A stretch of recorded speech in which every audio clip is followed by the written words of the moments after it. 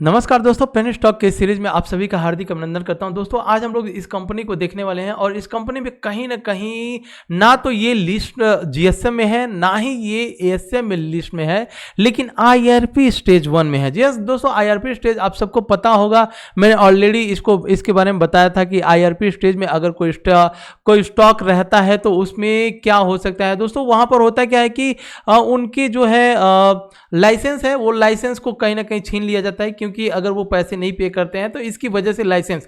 लेकिन जब कंपनी दोस्तों धीरे धीरे उसका फंडामेंटल ठीक होने लगता है तो होता क्या है कि वो अपने लाइसेंस भी ले लेते हैं। अब अगर हम इस कंपनी का थोड़ा सा फंडामेंटल एक बार देख लेंगे एक नजर पर, उसके बाद से आज हम लोग दोस्तों बात करने वाले हैं सुजलॉन एनर्जी, इसका थोड़ा सा हम लोग फंडामेंटल देखेंगे। उसके बाद से जेपी पावर, इसका भी हम लोग फंडामेंटल देखेंगे कि क्या जेपी पावर अभी और जाने की प्रोबेबिलिटी है कि नहीं, इसका टारगेट कहां पर होगा। क्योंकि आप सबको पता होगा कि जेपी पावर का मैंने फंडामेंटल इतना तगड़ा बना करके आपके सामने बताया हुआ था, और जिस तरह से उसने अपने डेप्थ को कर्ज किए, आई मीन खत्म किए कर रहे हैं वो अपने लोग डेप्थ को, और उसी का रीजन है कि जेपी पावर कहीं ना कहीं ऊपर की साइड में जा रही है। लेकिन सुजलान का आप सबको पता होगा कि ये एक समय था कि ये कंपनी ऑल ओवर वर्ल्ड में एक नंबर की कंपनी हुआ करती थी, इसके बहुत ही बढ़िया फंडामेंटल हुआ करते थे, इसमें वर्ल्ड वाइड इन्वेस्टर अपना पैसा लगा रहे थे। लेकिन सडनली क्या हुआ कि ये कंपनी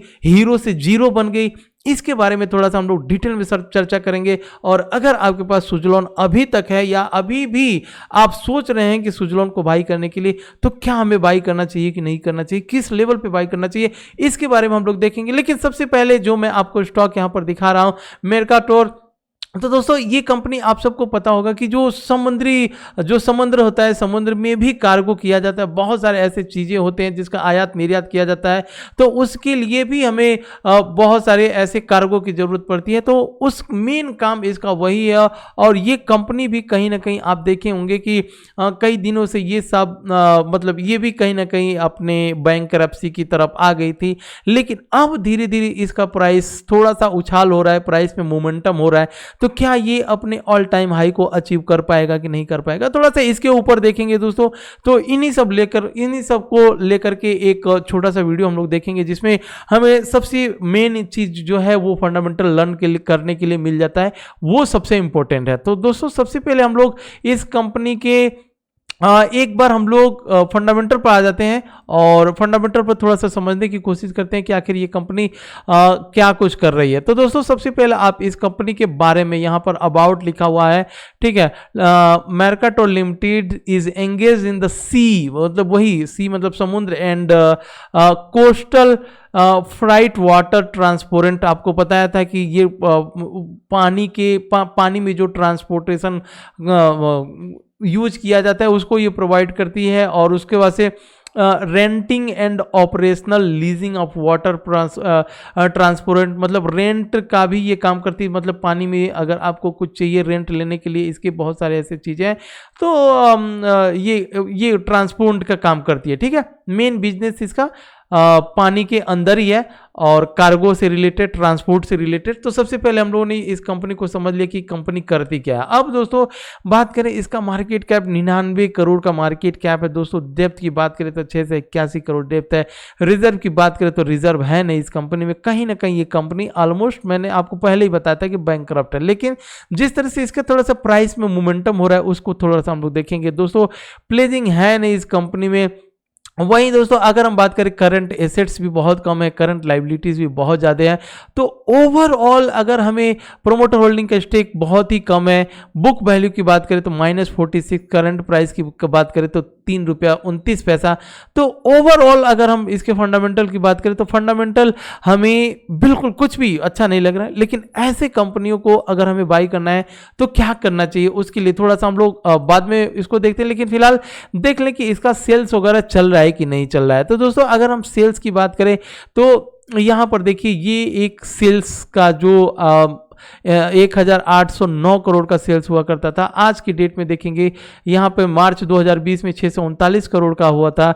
लेकिन मार्च 2021 की बात करें तो 374 करोड़ का, तो सेल्स भी बहुत कम है। वहीं अगर हम प्रॉफिट की बात करें तो यहाँ पर सबसे इंपॉर्टेंट नेट प्रॉफिट कंपनी आखिर क्या कर रही है। तो दोस्तों देखिएगा, ये जो डेटा है 2021 का, ठीक है, ये और ये डेटा है 2020 का और ये डेटा है 2019 का। तो ये तीनों के डेटा को अगर हम लोग एनालिसिस करने की कोशिश करें तो 2020 की 2020 की बात करें तो -926 करोड़ का इसका नेट लॉस था। वहीं अगर हम बात करें 2021 तो धीरे से इस कंपनी ने अराउंड 6 करोड़ का इसने लॉस को रिकवर किया है दोस्तों। अब इसका लॉस मात्र 332 करोड़ है।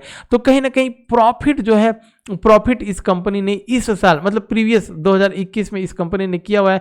2022 इस कंपनी के लिए कैसा रहेगा ये थोड़ा सा समझने वाली बात है दोस्तों। और अगर क्वार्टरली रिजल्ट की बात करें तो क्वार्टरली रिजल्ट में आप देखोगे क्वार्टरली रिजल्ट इसने जून 2021 सितंबर 2021 में माइनस में ही दिखाया हुआ है। नेट प्रॉफिट की बात करेंगे दोस्तों तो नेट प्रॉफिट भी कहीं ना कहीं इस कंपनी में नेट प्रॉफिट की आप बात करोगे दोस्तों तो देखिए ये आपको बताया था कि -115 2000 ये वाला डेटा था और हमारे पास जो लेटेस्ट डेटा है उस डेटा के हिसाब से -17 मतलब नेट प्रॉफिट में भी यहाँ पर उछाल हुआ है क्वार्टरली रिजल्ट में। ये जो लेटेस्ट डेटा है हमारे हिसाब से। तो दोस्तों ये तो ओवरऑल हो गया हमारे पास। लेकिन अब ऐसे स्टॉक में सवाल ये उठता है कि ऐसे स्टॉक में हमें फंसना चाहिए कि नहीं करना चाहिए। कंपनी हैज़ रिड्यूस्ड डेप्ट। मैंने आपको बता दिया कि ये कंपनी धीरे धीरे लॉस डेप्थ को धीरे धीरे कम कर रही है, ठीक है। और प्रोमोटर होल्डिंग का स्टेक बहुत ही कम है। सब कुछ मतलब इस कंपनी में ऑलमोस्ट सब कुछ खराब है, लेकिन ये कंपनी बस कर क्या रही है कि अपने डेप्थ को कम कर रही है। अगर ये कंपनी अपने डेप्थ को कम करने में कामयाब रही तो जिस तरह से प्राइस ऊपर की साइड में चल रहा है तो ये एक हो सकता है मल्टीबैगर आगे आने वाले दिनों में, लेकिन बहुत ज़्यादा पैसे अपने नहीं लगाने ऐसे घटिया कंपनियों में, ठीक है दोस्तों। अगर ऐसे कंपनी में लगाना है तो थोड़ा पैसा लगाइए, प्रॉफिट लीजिए, बाहर होइए, फिर थोड़ा नीचे आए बाई कीजिए, प्रॉफिट लीजिए, बाहर होइए इस कंपनी में। और अगर कुछ जैसे 1500 2000 4000 मतलब एक जो हमारे इंट्राडे में स्टॉप लॉस 2 4000 5000 का चला जाता है तो हमें ये मान करके चलना है कि हमारा स्टॉप लॉस इस कंपनी में 4 या 5000 या 2500 जो भी है इस कंपनी का हमारा स्टॉप लॉस चला गया। ऐसे लगा करके छोड़ देना है और खुदा न खास्ता अगर ये कंपनी चल गई तो हो सकता है कि आज आगे आने वाले दिनों में ये कंपनी अपने ऑल टाइम हाई को भी ब्रेक कर दे, तो वहां पर आपके लिए एक मल्टीबैगर साबित हो सकता है। चार्ट पर आप देखेंगे दोस्तों तो चार्ट यहाँ पर आपके सामने दिख रहा है। मैं इस चार्ट पर तो बहुत कम ही देखता हूँ, तो मैं एक काम करता हूँ, यहाँ पर हम लोग सीधा देख लेते हैं।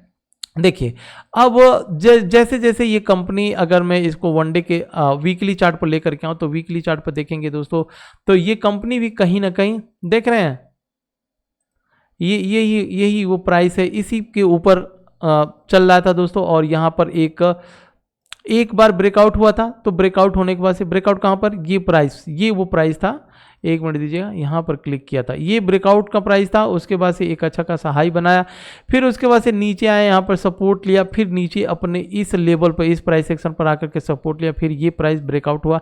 ब्रेकआउट होने के बाद से अब दोस्तों कहाँ तक पहुँच चुका है कंपनी, जो प्रीवियस हाई बना करके आया था, इस प्रीवियस हाई।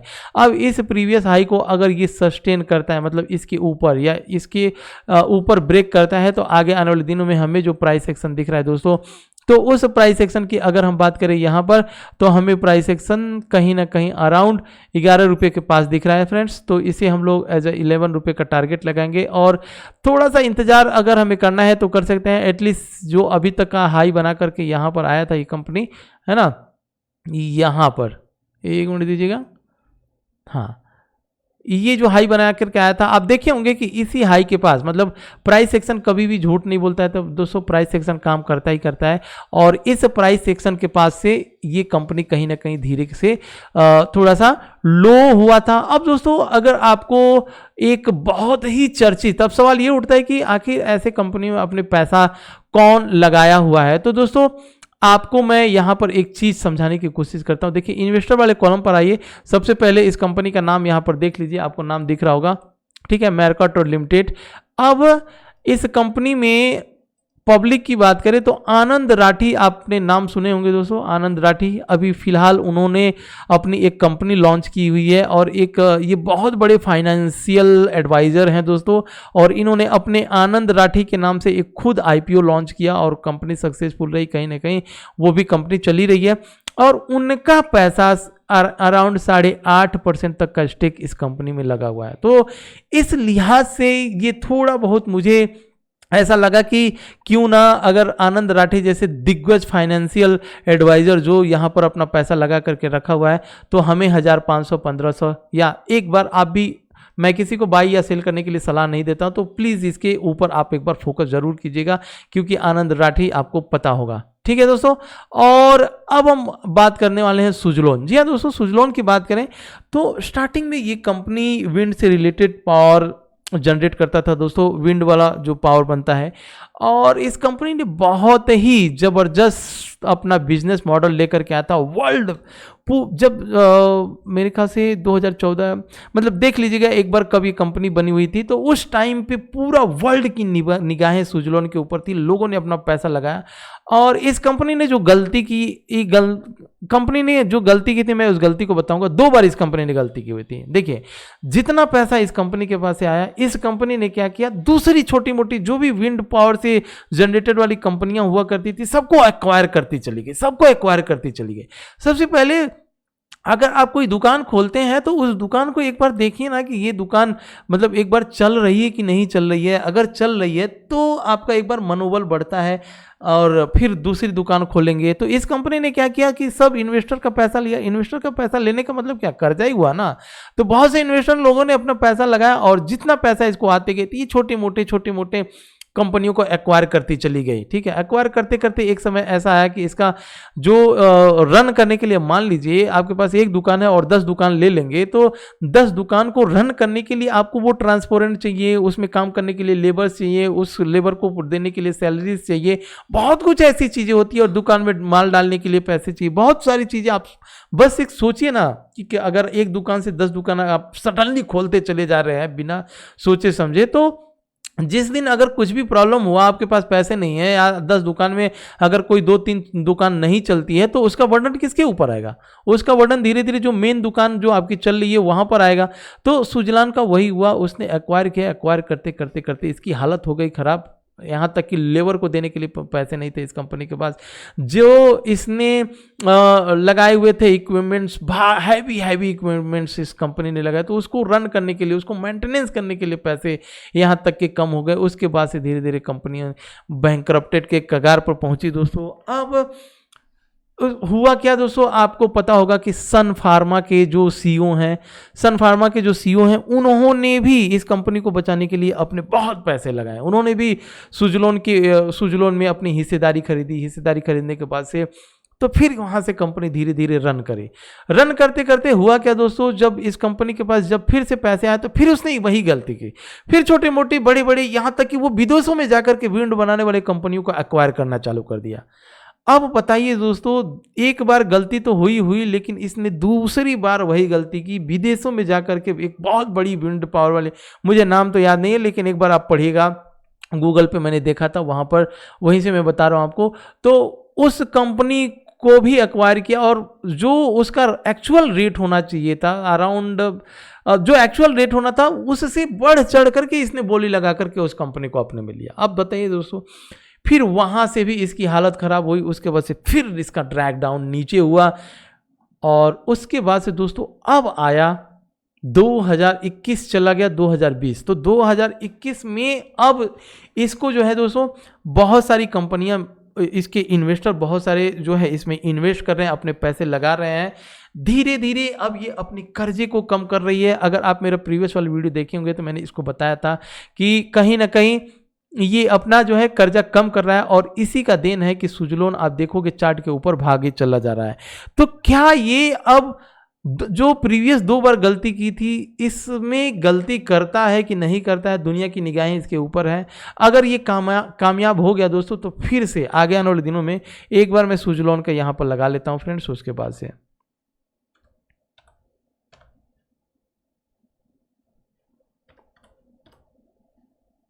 सुजलोन। देखिए किस तरह से भाग रहा है, देख रहे हैं किस तरह से भाग रहा है ये प्राइस। तो दोस्तों अगर ये कामयाब रहता है सब कुछ सही करने के लिए, है ना, अगर प्रीवियस गलती को अब प्रीवियस गलती को दोहराओगे तो मतलब मुझे तो ऐसा लगता है कि जीरो ही होना है। लेकिन अब 2022 में दोस्तों इस कंपनी को अब तक का जो सीखना था, या जो यूं कहें दोस्तों इसका जो बैड लक था, कहीं ना कहीं अब धीरे धीरे खत्म हो रहा है, और वही ये देन है प्राइस ऊपर की साइड में जा रहा है। तो सुजलॉन के ऊपर आप मुझे अभी तक सबसे पहले तो मैं जो भी वीडियो बनाया हूँ उसमें सुजलॉन का मुझे पहले से ही फंडामेंटल मालूम था, और इसीलिए मैं इस कंपनी के बारे में उतना फंडामेंटल नहीं बनाता था। लेकिन आज मतलब पिछले कई दिनों से मैं सुजलॉन के बारे में पढ़ रहा हूँ, तो मुझे ऐसा लग रहा है कि हाँ ये कंपनी अब जा करके इसको सबक मिल रहा है, सीख रही है।